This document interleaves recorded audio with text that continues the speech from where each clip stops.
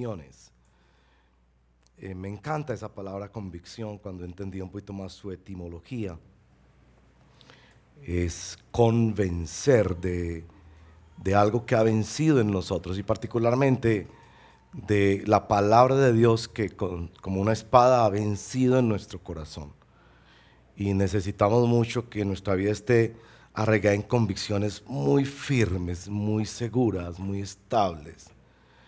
Entonces para eso hemos diseñado todo este año estas agendas y todo esto, los calendarios, y cada día hay un verso de la palabra.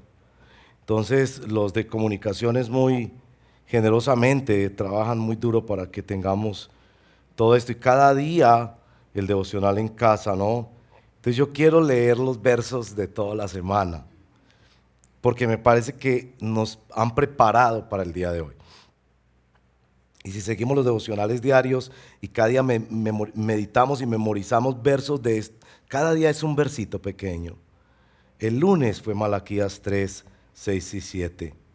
Yo, el Señor, no cambio. Por eso ustedes, descendientes de Jacob, no han sido exterminados.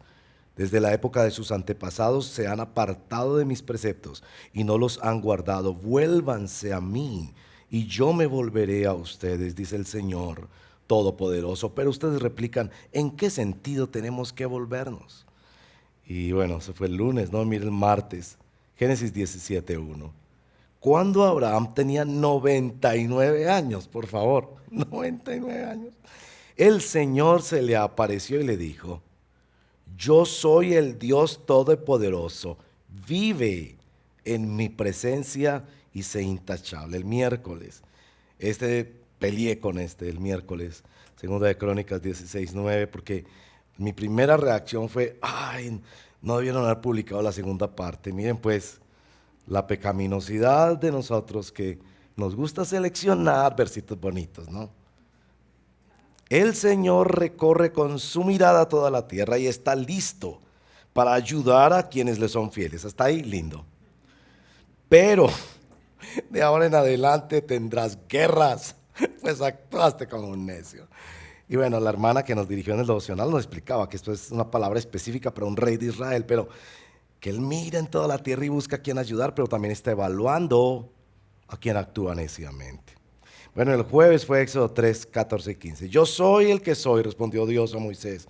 Y esto es lo que tienes que decirles a los israelitas. Yo soy, me ha enviado a ustedes. Además, Dios le dijo a Moisés, diles esto a los israelitas. El Señor, el Dios de sus antepasados, el Dios de Abraham, de Isaac y de Jacob, me ha enviado a ustedes. Este es mi nombre eterno, este es mi nombre por todas las generaciones. Y el viernes llega Jeremías 23, 5 y 6. Vienen días, afirma el Señor, en que de la simiente de David haré surgir un vástago justo. Es una profecía sobre Jesús. Él reinará con sabiduría en el país y practicará el derecho y la justicia. En esos días Judá será salvada, Israel morará seguro, y este es el nombre que se le dará. El Señor es nuestra salvación. Y ayer sábado, Salmo 147, versos 10 y 11. El Señor no se deleita en los bríos del caballo, ni se complace en la fuerza del hombre, sino que se complace en los que le temen. Esto es, en los que confían en su gran amor. Qué bonita forma de prepararnos, ¿verdad?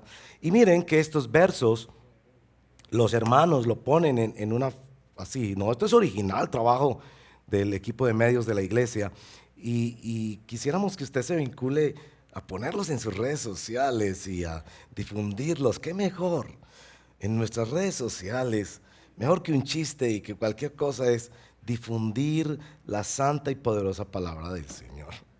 Así que les estamos invitando no solo a cultivarse en ellos, sino también a difundirlos. Bueno, y precisamente hoy nos corresponde en nuestro catecismo, estamos siguiendo el catecismo, miren pues que este año es muy pedagógico. La pregunta número 4. ¿Cómo y por qué nos creó Dios? Este no es el título de la reflexión bíblica de hoy, sino la pregunta del catecismo que nos orienta para la reflexión de hoy. ¿Cómo y por qué nos creó Dios? Y los hermanos, que son muy entendidos en la palabra del Señor, nos lo han resumido en una frase. Dios nos creó como hombres y mujeres a su propia imagen, para que lo conociéramos, lo amáramos, viviéramos con Él y lo glorificáramos. Y lo correcto es que los que hemos sido creados por Dios, vivamos para su gloria. Y entonces el catecismo nos orienta en el verso que vamos a reflexionar hoy, que es Génesis capítulo 1, verso 27, y vamos a agregar el verso 28.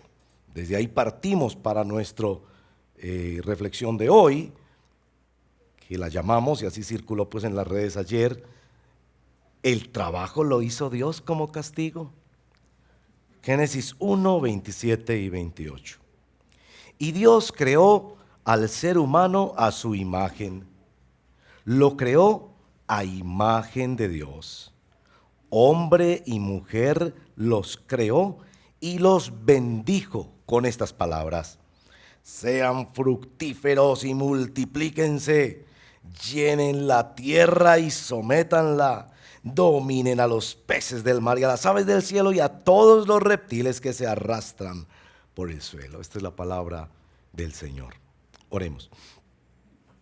Señor, cuánto necesitamos que nuestro corazón sea sembrado, arraigado, establecido, fundamentado en las convicciones de quién eres tú, de cuáles son tus propósitos y tus caminos.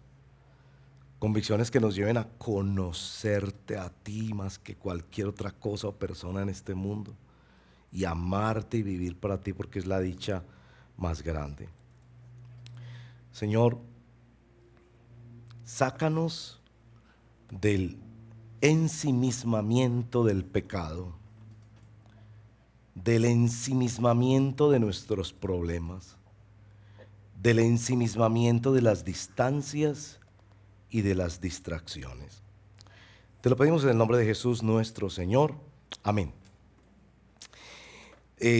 La canción pues para la introducción: El negrito del batey. De ahí viene esta frase.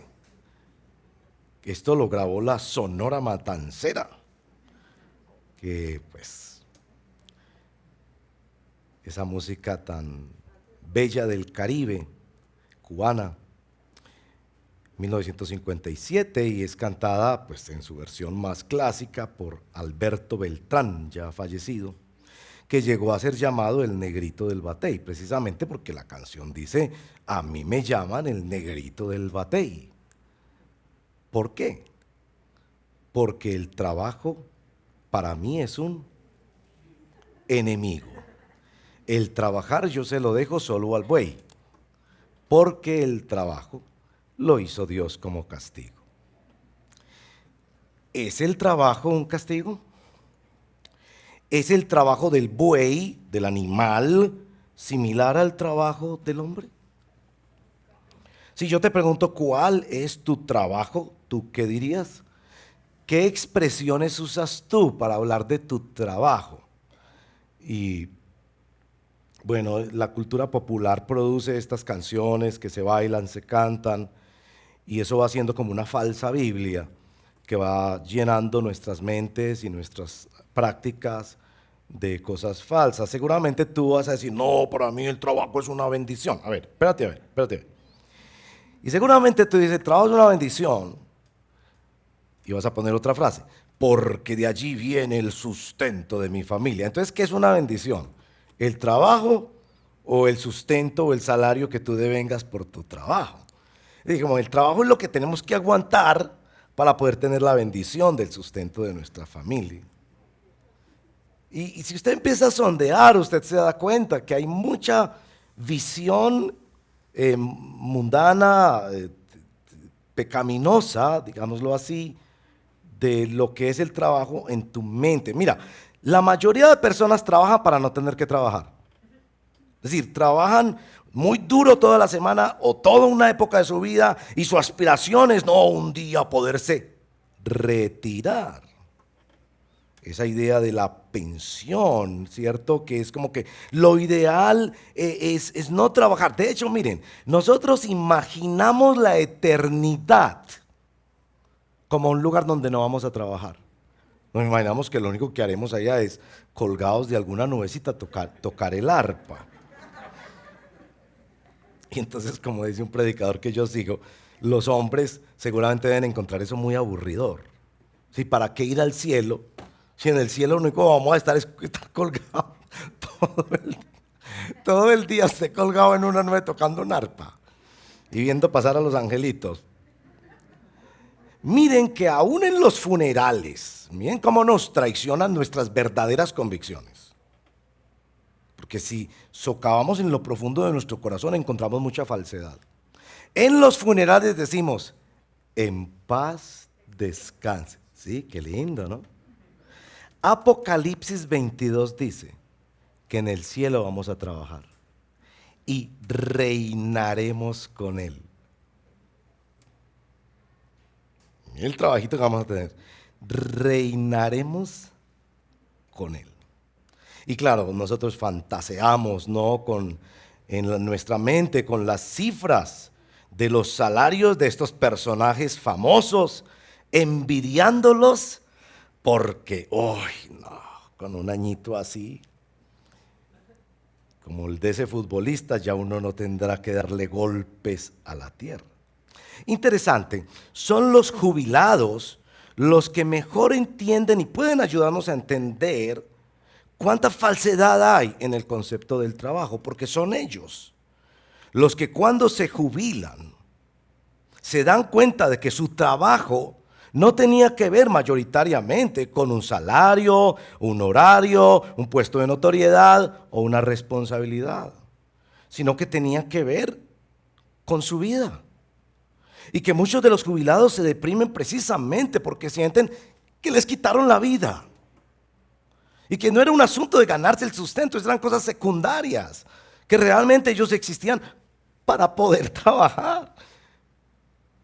Bueno, en esta exposición yo espero que usted tenga una visión actual y futura del trabajo desde la palabra de Dios, que lo ponga en una verdadera perspectiva sobre quién es su verdadero jefe, para qué está usted en este mundo, y que llegue a pensar que necesita recomprometerse con los dones, talentos, experiencias y educación que le permiten a usted vivir para el Señor. Vamos a explorar este y otros 2 versitos allí cerquita en Génesis con 3 preguntas. ¿Por qué trabajamos? ¿Cómo trabajamos? ¿Y cuándo trabajamos? Primero, ¿por qué trabajamos? Y bueno, cada una de esas preguntas tiene una respuesta muy sencilla. Y mire, la respuesta de la Biblia no es trabajamos porque necesitamos plata. La respuesta de la Biblia es trabajamos porque somos creados a imagen de Dios. Y Dios es el primer trabajador del universo. La repetición del término de que el ser humano debe señorear, multiplicarse y llenar la tierra, tantas cosas, es porque el hombre refleja a Dios y en tanto le refleja como actor principal de su creación. A mí me encanta pensar en el capítulo 1 de Génesis como entrar a un teatro. Tal vez usted ha tenido el privilegio de entrar a uno de estos teatros famosos como el famoso, hermosísimo Teatro de Bellas Artes ahí en la Ciudad de México. Estos teatros famosos, cuando usted entra, usted empieza a ver una cantidad de obras de arte. Pero cuidado, usted no fue a ese teatro a ver esas obras de arte. Pero yendo hacia el auditorio principal, usted, por ejemplo, en el Teatro de Bellas Artes va a ver los murales de Diego Rivera. Eso es hermosísimo, ¿no? Y esculturas de pintores, de gráficos especiales, diseños especiales en las escalas. Las construcciones de hierro son hermosísimas, muy bien decorado. Pero usted no fue a eso. Así es el capítulo 1 de Génesis. Usted no está yendo a que le digan cómo es que la plantica se formó. Solo le dicen que Dios la hizo, ya. Pero los días van avanzando hasta que usted entra en el auditorio principal y ve realmente a lo que usted fue en Génesis 1. Fue a ver el día sexto y especialmente el día séptimo. Empecemos con lo del día sexto. En el día sexto se nos dicen que el hombre, y se repite ahí en una forma literaria muy hermosa del verso 27, el hombre es creado a imagen de Dios. Bueno, el pastor Efraín la semana pasada con su preciosa reflexión sobre la Santísima Trinidad nos llevaba a pensar que el ser humano refleja la comunión y el carácter de nuestro Dios Trino, Padre, Hijo y Espíritu Santo, y nos explicaba claramente que no es que esto lo entendemos, por favor, ¿quién va a entender esto? Sino que así Dios ha decidido revelarse en su santa palabra, en su creación, en su redención, en su consumación, en la forma en que Él se ha revelado, es que es nuestro Dios trino, tres personas y un solo Dios verdadero. Hermoso eso. Casi siempre pensamos en la imagen como una representación. Una fotografía, usted mira la foto y dice, ese es fulano. Bueno, ese no es fulano, representa a fulano. Y esto de la representación ha sido pues debate en toda la historia. Yo no pretendo pues entrar en eso, pero ¿qué propiamente es esto de ser imago Dei, imagen de Dios? Que el sello y lo diferencial del ser humano frente a toda la creación, que la diferencia entre tu mascota y otro miembro de tu familia es que la mascota no tiene la imagen de Dios. Bueno, es creada por Dios, es preciosa, hay que cuidarla, refleja de alguna manera el diseño inteligente y la preciosidad de la obra creadora de Dios, pero no es imagen de Dios. ¿En qué sentido? El hombre y la mujer son imagen de Dios. Bueno, sí, tantas explicaciones en la historia humana, eso tiene 4 grandes escuelas, ¿no? Unos van a decir es por la razón, por el intelecto, la capacidad de pensar, de diseñar, de concebir, de conceptuar.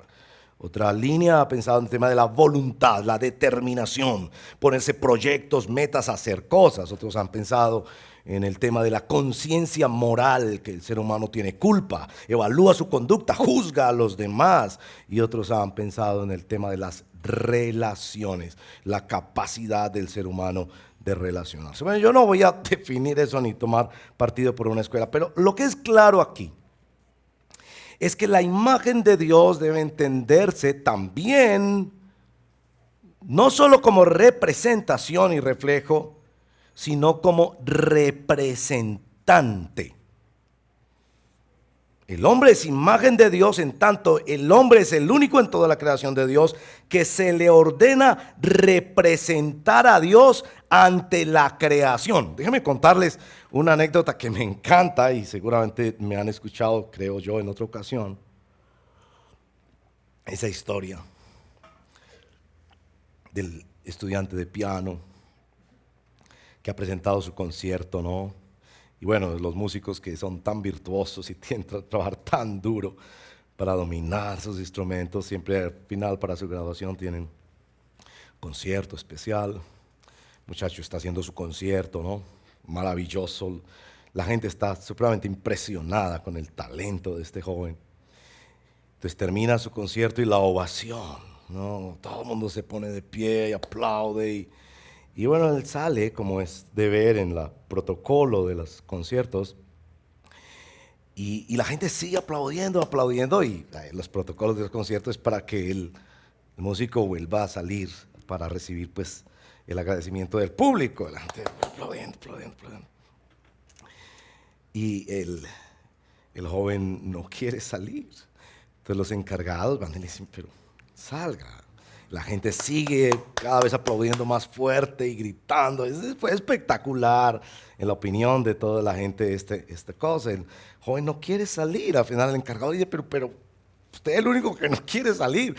Por favor, dígame por qué no quiere salir. Entonces él mueve un poquito la ventana de atrás de bambalinas y le dice, usted ve a un señor que está allá detrás, muy arriba, que está sentado. Y le dice, sí, pues es el único que está sentado.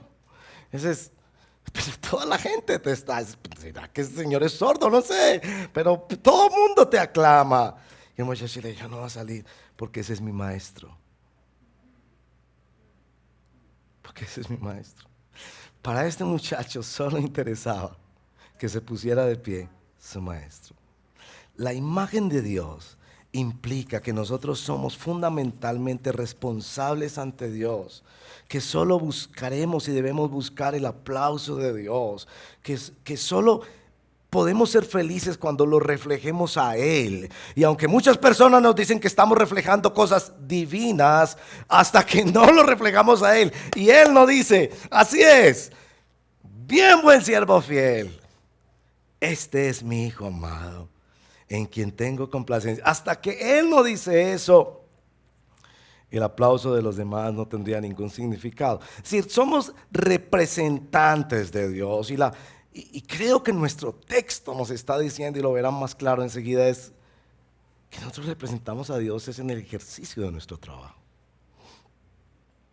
Es decir, que sea la razón, el intelecto, la voluntad, lo que sea, las emociones, no sé, lo que quiera, de alguna manera todo debe reflejar la grandeza de Dios, pero particularmente este asunto de ser imagen de Dios es que no solo somos representación del Creador, somos representantes del Creador.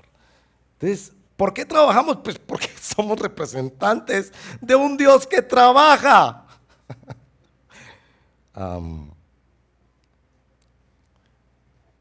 Trabajamos porque Dios trabaja y trabajamos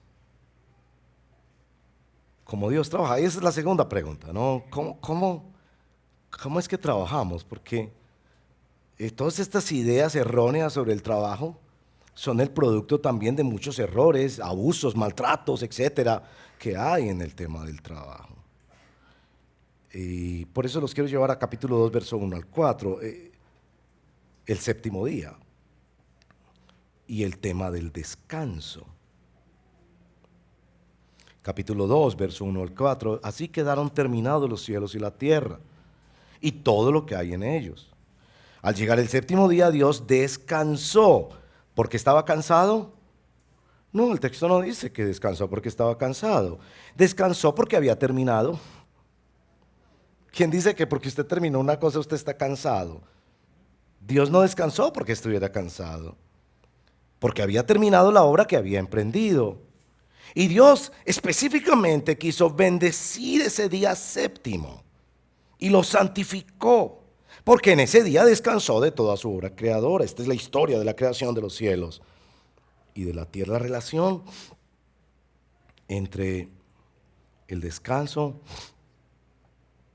y el trabajo. Miren que en Juan capítulo 5, verso 17, en una discusión sobre el día de descanso, el sábado para los judíos, el reposo, Jesús dice, mi Padre hasta ahora trabaja. En la Nueva Versión Internacional, que en muchas cosas es mejor traducción, no es una traducción perfecta, ninguna traducción al español es perfecta, pero en este punto es muy buena, pero muy buena, porque traduce, aún hoy trabaja. Lo que Jesús está diciendo es que el día de reposo, el día de descanso, Dios trabaja. Entonces ya de entrada nos está diciendo esa distinción entre que unos días se trabaja y otros días se descansa, eso no es parte del diseño de Dios, ni debería ser parte del reflejo de nosotros, la creación de Dios. Lo que está estableciendo el día séptimo por encima de cualquier cosa es la supremacía de Dios y la suficiencia de Dios. Dios acabó la obra y no hay que añadirle nada. Consumado es. No se trata de que el ser humano le añada algo a la creación, sino que entre a participar de ella. Ahora, noten esto, por favor. Noten esto, por favor. Yo no sé si usted se ha dado cuenta de las matemáticas de la creación. 7 días. En el sexto día es creado de manera especial el ser humano, que en el capítulo 2 regresa a enfatizar un poquito más lo especial de esa creación y por qué se usa el elemento de imagen de Dios. Pero no es el último día de la creación. El último día de la creación es el día séptimo. Bueno, entonces, los teólogos, ¿no?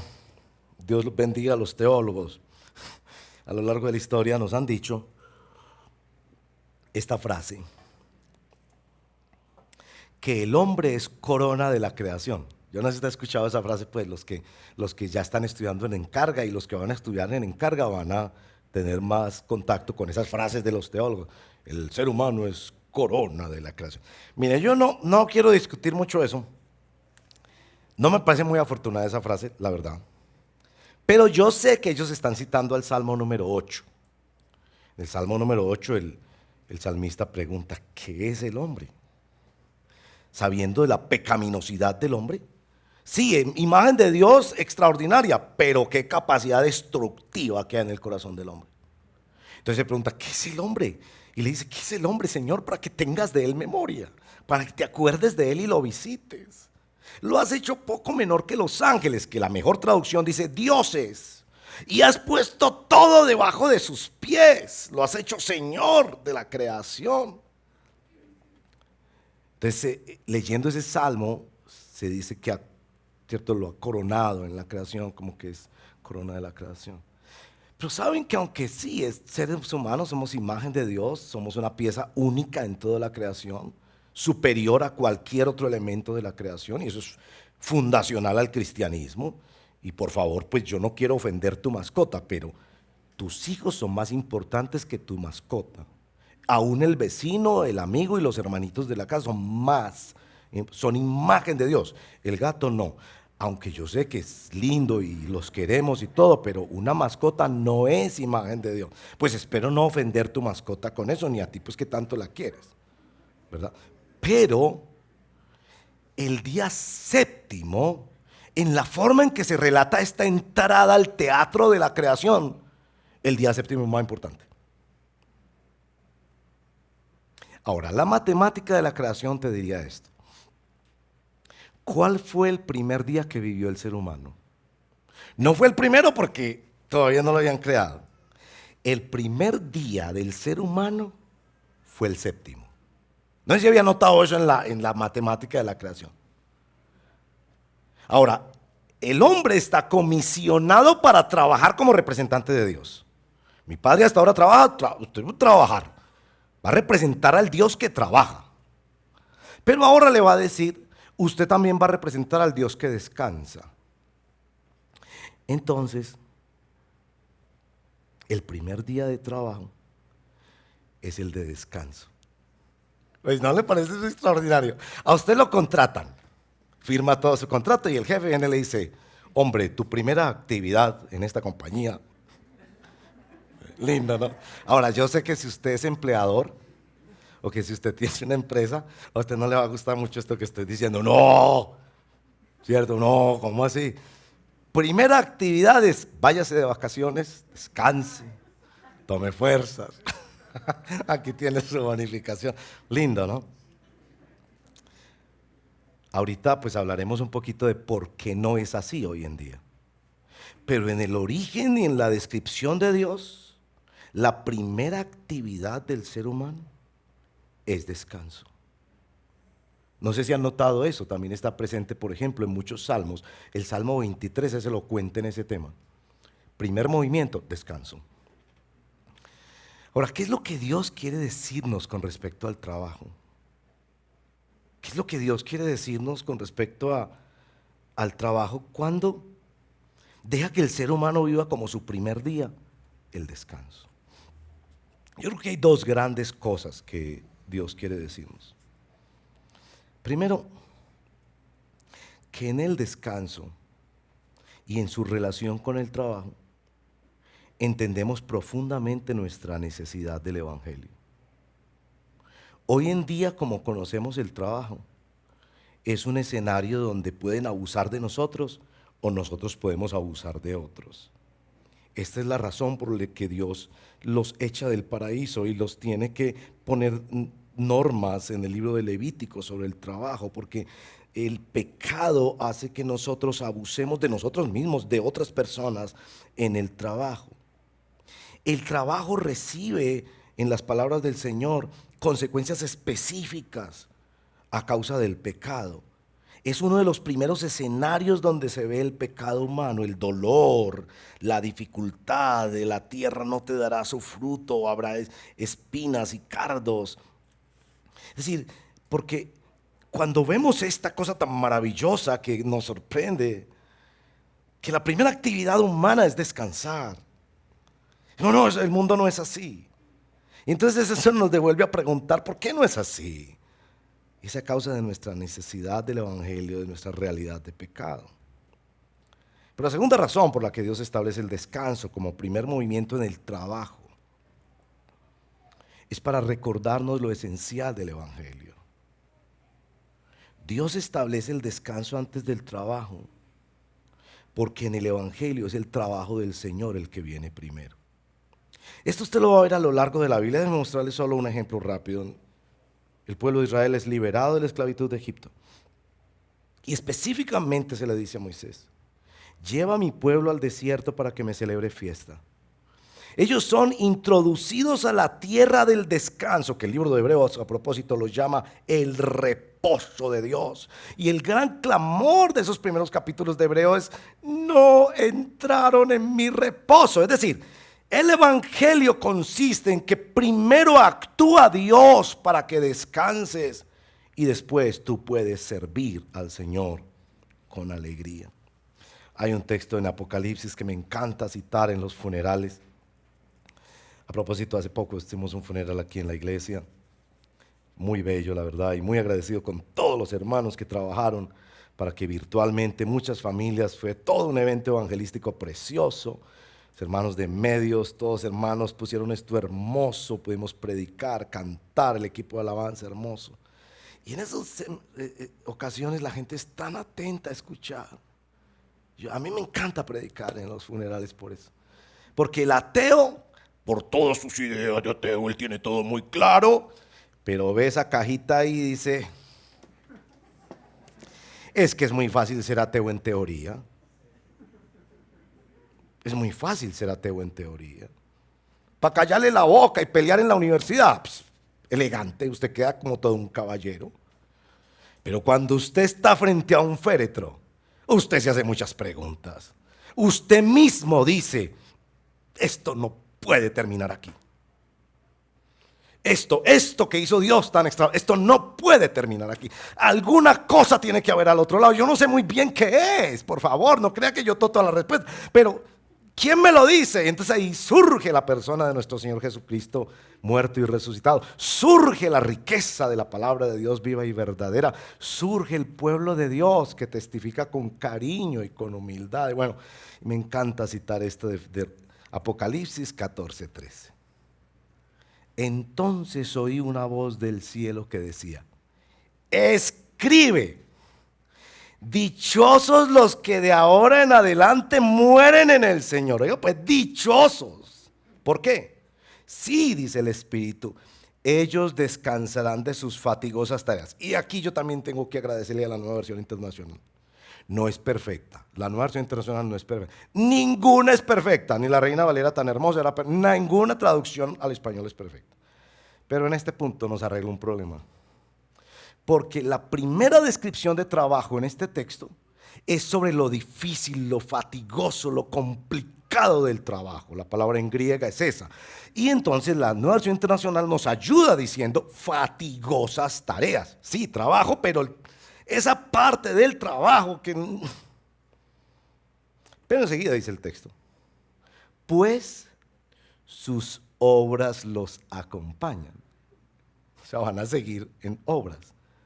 Como que el trabajo es purificado. Y esa segunda expresión del trabajo es la que usa el Nuevo Testamento para hablar del trabajo, como la gran bendición de Dios cuando nos llamó a ser sus representantes en la tierra.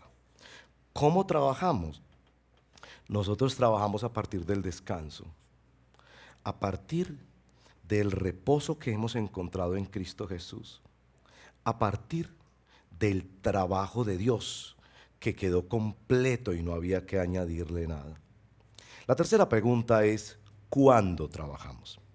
Y lo puedes llevar ahí mismo al capítulo 2, el verso 15. Capítulo 2, verso 15. Dios el Señor tomó al hombre y lo puso en el jardín del Edén para que lo cultivara y lo cuidara. Y yo quiero llamar la atención especialmente en esas dos palabras, cultivar y cuidar. Entonces la pregunta, ¿cuándo trabajamos? La respuesta es todo el tiempo.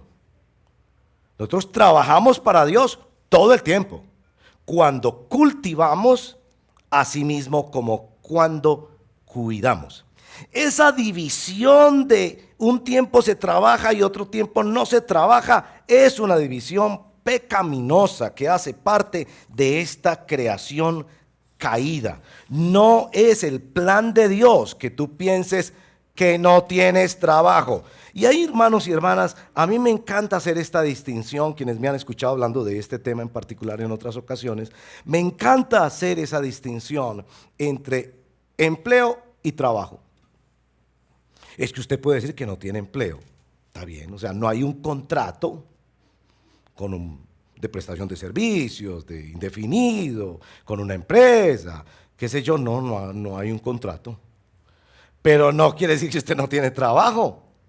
Cada ser humano, dotado por Dios de una manera u otra, en una u otra circunstancia, con una u otra personalidad, está llamado a trabajar todo el tiempo para el Señor. Esas dos palabras, cultivar y cuidar, son extraordinarias. Son extraordinarias. La Reina Valera usa dos equivalentes, labrar y guardar. ¿Está bien? Cultivar y cuidar. Cuando al hombre se le ordena cultivar, se le está poniendo por encima del resto de la creación y se le está ordenando sacarle el mejor provecho, desarrollarla, dominarla, administrarla bien. Es lo que los teólogos han llamado el mandato cultural o el mandato de dominio. Esta palabra se repite permanentemente en el capítulo 1. El ser humano es ordenado a domar una fiera salvaje y domesticarla para la gloria de Dios, no para sus excesos o su maltrato o sus caprichos, para la gloria de Dios. El ser humano es entonces puesto como señor de la creación, como virrey, como lugarteniente, representando a Dios. Aquí se le está ordenando al ser humano hacer ciencia, arte, deporte, política, comunicación, todo lo que se contiene en el concepto de cultura y desarrollo. Pero al ser humano no solo se le está ordenando cultivar, se le está ordenando también cuidar. Para cuidar, el ser humano está siendo puesto bajo sumisión del dueño. Es el dueño el que le asigna, es el dueño el que le pide cuentas. Está siendo llamado un mayordomo. Simultáneamente está siendo puesto como señor y simultáneamente está siendo puesto como siervo. Señor y siervo en la creación. A eso se refería el gran Martín Lutero en su tratado sobre la libertad cristiana, que a propósito, yo creo que todo cristiano debe leer ese pequeño tratado, no es muy largo, alcanzará a ser 10 páginas, escrito muy cercano cuando comenzó la Reforma Protestante, 1520, cuando Lutero todavía era bastante católico y conservaba el sueño utópico de que la Iglesia Católica finalmente iba a aceptar la autoridad de la Biblia sobre la autoridad de la tradición, cosa que lamentablemente hasta ahora no ha ocurrido. Ustedes notarán cuando lean ese texto, que lo encuentran libremente en internet, que Lutero apela al Papa, a los obispos, pidiéndoles que por favor tengan en cuenta estos asuntos. Y ese texto comienza con esta frase, donde se ve esta paradoja del cristiano. Simultáneamente Señor, simultáneamente siervo de Dios. Dice Lutero, el cristiano es libre Señor de todas las cosas y no está sujeto a nadie. Y esto por supuesto reflejaba los estudios del libro de Gálatas. Me encanta el libro de Gálatas por eso. Y creo que uno de los libros más importantes para orientar a la iglesia en América Latina con tanto abuso espiritual y maltrato pastoral y eclesial de malas prácticas cristianas que hay, es la epístola de Gálatas. Y aquí Lutero está reflejando eso, con lo cual él luchó aún dentro de la iglesia católica. El cristiano es libre señor de todas las cosas y no está sujeto a nadie. Pero la segunda frase dice, el cristiano es servidor de todas las cosas y está supeditado a todos. El ser humano es llamado a cultivar y a cuidar.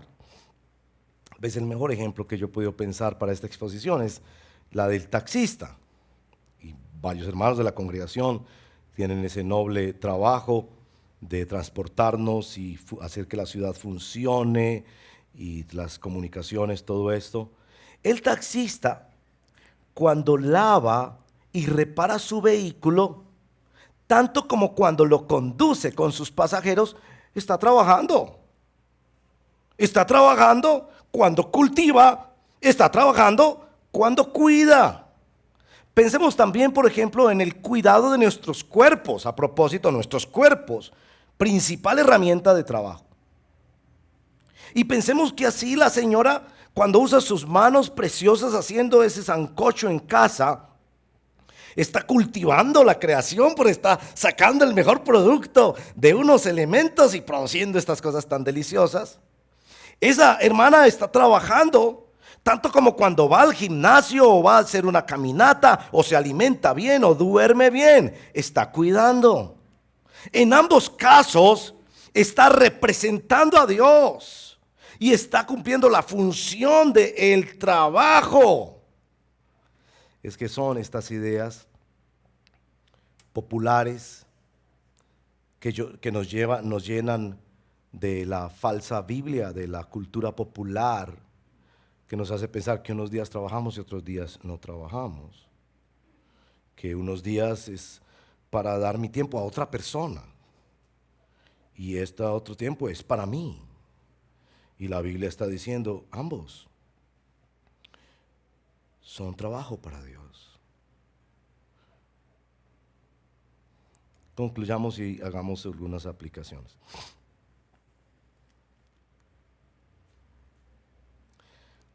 Dicen que los millennials, pues quien lo dice de una manera muy sarcástica, por supuesto, trabajan toda la semana como animales para divertirse el fin de semana como bestias.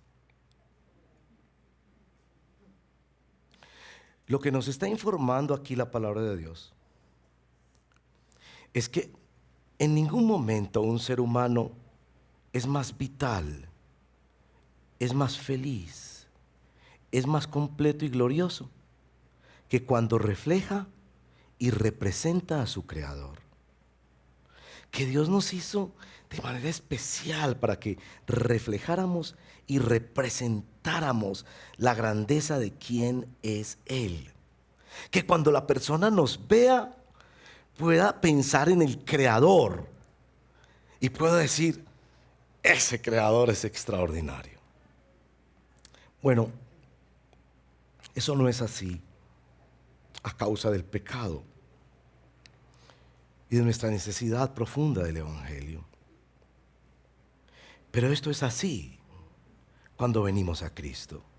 Y yo quiero citarles en esta conclusión 2 versitos de la Biblia que seguramente en el caminar este año nos los vamos a encontrar. Y el primero es Colosenses 3, 23 y 24. Y quiero hacer 2 observaciones sobre ese versito. Ustedes me perdonan el tiempo. Colosenses 3, 23 y 24. Hagan lo que hagan, trabajen de buena gana, hagan lo que hagan. Miren pues, ya está ahí. Hagan lo que hagan. Está tomando un tiempo para ir a disfrutar de la naturaleza y bajar la tensión que usted vive en el estrés de la ciudad. Trabaje ese tiempo para el Señor. Y está fabricando un mueble que van a poner al servicio de unas personas en esta ciudad. Hágalo para el Señor de buena gana. como para el Señor y no como para nadie en este mundo. Miren pues, como para el Señor y no como para nadie en este mundo, conscientes de que el Señor los recompensará con la herencia. Ustedes sirven a Cristo el Señor. Miren, yo leo un verso de ese y digo, Dios mío, esto debería estar en la pantalla del computador de todos los que trabajamos mucho, pues como este servidor en un computador, atendiendo reuniones, preparando, escribiendo, todo eso. Pero debería también estar allí en la cajonera de los platos, ahí en la cocina de la ama de casa preciosa que cuida a su familia y que cultiva su casa como un jardín. Y también ahí en la cosita del carro del transportador. Y en la cartelera de quien tiene trabajos y por un momento pasa por esa cartelera varias veces al día.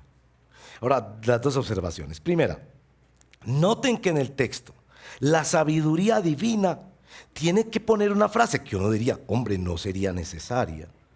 Nos ha dicho que haga todo esto como para el Señor. Pues no sería suficiente con esa frase. Uno dice, ¿por qué nos tiene que decir? Y no como para nadie en este mundo. Y ahí es donde la sabiduría divina nos pesca a nosotros en la realidad de nuestra caída, de nuestra tendencia pecaminosa. Miren que aún los pastores, por favor, miren los pastores. Tengan misericordia los pastores. La mayoría de cosas que hacemos dependen del número de personas que se congregan, de la aceptación o no de los consejos que damos en consejería. Entonces, cuando yo estaba leyendo este texto esta semana, el Señor me decía, venga para acá, jovencito. ¿Usted hace eso para mí? ¿O usted eso lo hace para el aplauso de la gente, para la complacencia, para que haya más gente? Es como que tiene que enfatizarnos esto, porque se da cuenta que nos vamos a enfrentar a una tendencia de servirle al ojo, de servirle a las personas en lugar de estar sirviéndole al Señor. Y la segunda observación, el Señor los recompensará. Mire, esto me pareció luminoso. Casi siempre nosotros pensamos en las recompensas de Dios en cosas que tienen que ver con la iglesia. Diezmas, el Señor te recompensará. Oras, el Señor te recompensará. Evangelizas, el Señor te recompensará. Asistes a la iglesia, el Señor te recompensará. Bien, eso es cierto. Pero este texto está escrito en el contexto del trabajo de los esclavos de aquella época. Entonces habría que añadirle a la recompensa del Señor, haces bien el sancocho, lo haces para el Señor y no para los hombres. El Señor te recompensará. Llevas con decencia y cariño a esos pasajeros, presentas bien ese informe, barres bien la casa como si el mismísimo Señor Jesucristo se fuera a presentar esta noche con sus discípulos allí. Hablas adecuadamente a las personas. Llevas ese paquete, preparas esa clase, organizas ese salón y lo estás haciendo como para el Señor. Te garantizo, tendrás tu recompensa. Hermanos, ¿no les parece eso maravilloso? Sí, yo me ponía a pensar, oye, si funcionáramos así, si hiciéramos las cosas para el Señor y sabiendo que tendremos el aplauso del maestro parado, así nadie se pare. Pero tendremos el aplauso del maestro diciendo, bien, buen siervo y fiel, yo sé que lo hiciste para mí. Bien, siervo y fiel, aquí tienes tu recompensa. ¿Cómo cambiaría nuestra vida y nuestra forma de ver el trabajo? Y segundo verso para terminar más rápido, 1 Corintios 10:31. En conclusión, ya sea que coman o beban, hagan cualquier cosa, háganlo todo para la gloria de Dios. Bueno, aplicación. Primero, hermanos, decir para esta aplicación el trabajo se pone en las Escrituras más allá de las fronteras del empleo. Voy a hacer dos citaciones particulares, pero sé que podríamos hacer muchas. Primera, los niños. Los niños. Yo creo que es hora de decirle a los niños que ellos trabajan. Y claro, si alguien toma este pedacito nada más de la prédica, pues me van a acusar a mí de trabajo infantil. Yo creo que nosotros debemos decirle a los niños, tú tienes un trabajo porque eres imagen de Dios. Tu trabajo es estudiar No es así para muchos que están haciendo posgrados, no es así para los estudiantes del SENA. Tu trabajo es estudiar y jugar. A través del juego y del estudio tú estás desarrollando. Y algún día podrías llegar a tener un empleo. En segundo lugar, quiero mencionar los ancianos. No creas la mentira, hermano y hermana, que estás entrando ya hace tiempo en la tercera edad. Y ustedes saben, yo tratando de hablarme a mí mismo ahí. No creas, hermano y hermana, que no tienes trabajo. Puede ser que ya no tienes empleo y ya no tienes una asignación salarial. Y si somos juiciosos y precavidos, podemos ahorrar suficiente para llegar a ese momento sin ser carga económicamente para nadie. Pero eso no quiere decir que no tienes trabajo. Tú tienes trabajo. Y tienes quizás los trabajos más importantes, cargados de tu experiencia, de tu amor, de tu desprendimiento, de tu conciencia que estás de salida. Mire, por ejemplo, la oración. Yo encuentro cada vez más en mi vida cristiana que la oración, si no es el más, es uno de los trabajos más difíciles a los que el Señor nos llama. Trate de concentrarse 15 minutos orando y verá. Ve el reguero, ve el teléfono, ve la pantalla, se acuerda de mil cosas que no se había acordado. La mente se le va divagando por allí, por allá, por allá, por allá. Esfuerzo de concentración, la oración. Pero puede ser también, hermano y hermana, escribir una carta, dar un consejo, hacer un llamado de atención, mostrar tu fidelidad en medio de Dios, en medio del pueblo de Dios. Es decir, aunque seas de la tercera edad, tienes trabajo.